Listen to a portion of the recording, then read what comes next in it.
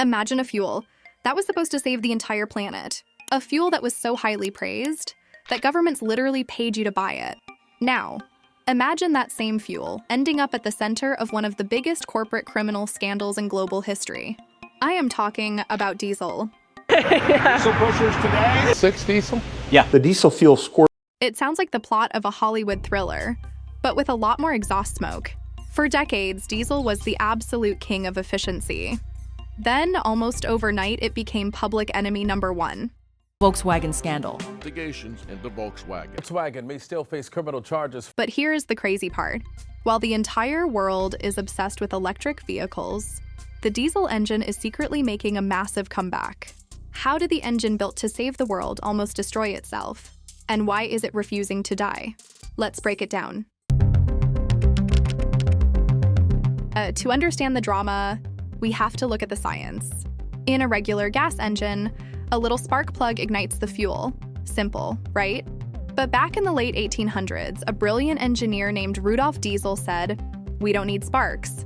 He designed an engine that simply squeezed the air inside the cylinder so incredibly tight that it got hot enough to make the fuel explode all on its own.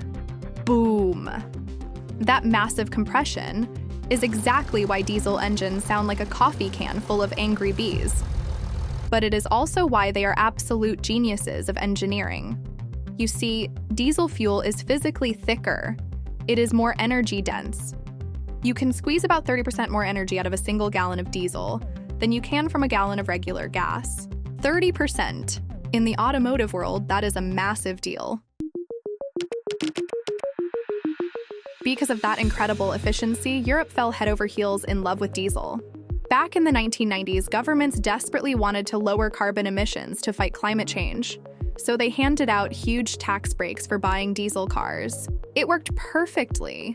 In some places like Italy, diesel cars hit an unbelievable 90% of the market share. Everyone was driving them. But there was a dark side that nobody wanted to talk about. While diesels produce less carbon dioxide, they spit out dangerously high levels of nitrogen oxides and microscopic soot known as PM2.5. Basically, really bad stuff that you absolutely do not want in your lungs. Then, 2015 happened. The scandal that rocked the entire world. Volkswagen, one of the biggest car makers on Earth, got caught cheating. They had installed sneaky software in millions of their cars. When the car was hooked up to a laboratory machine, it ran perfectly clean. But the second it hit the actual road, it spewed toxic pollutants way above the legal limits. It would use more fuel, make the NOx trap work well, emissions would be fine, but then you get on the road, the device turns off. The fallout was nuclear. Executives went to jail.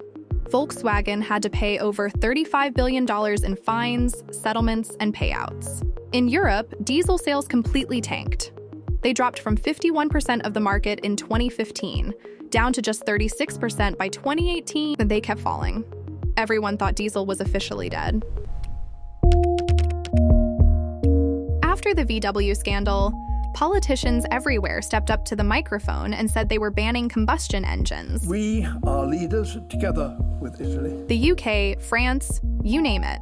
Electric vehicles became the new golden child. And sure, Amazon is spending hundreds of millions on electric delivery vans. City buses are going electric. It makes total sense for local trips. So, time to bury the diesel engine, right? Not so fast. Here's the real value. The absolute reality check that a lot of Silicon Valley tech gurus completely ignore. We simply cannot electrify everything tomorrow. Have you ever tried to pull a 10,000-pound trailer uphill in the freezing cold? I have. And let me tell you, an electric battery drains faster under that kind of stress than my bank account on payday. Diesel gives you massive low-end torque, grunt power. That is why most of our farm equipment, mining machines, and cross-country freight trains still run on diesel. You just cannot put a giant 50,000-pound battery in an 18-wheeler right now and expect it to haul goods across the country efficiently.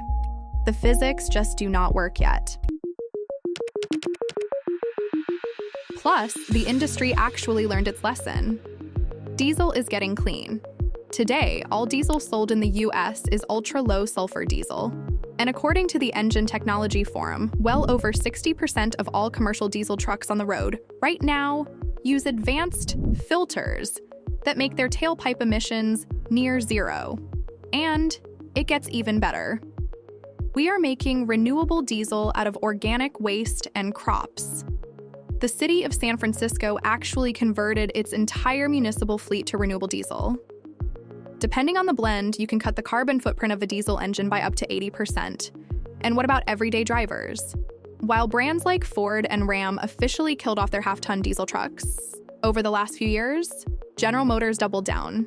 You can still buy a brand new Chevy Silverado or a Tahoe with a brilliant 3-liter Duramax diesel engine. You get massive pulling power torque, see nearly 30 miles per gallon on the highway. It is the ultimate American road trip machine. So, is the future electric? Yes, eventually. But the long, heavy bridge to get us to that fully electric future, that bridge is being built by diesel.